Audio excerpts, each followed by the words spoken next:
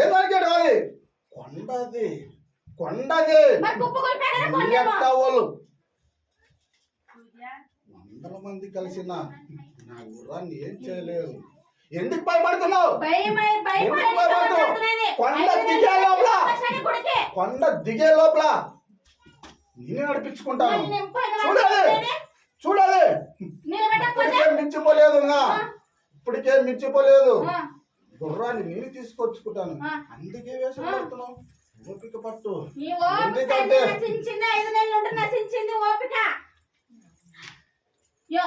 ఏంటికి సమస్య ఏంటికి వచ్చింది, ఏంటికి లేదు, ఫలానా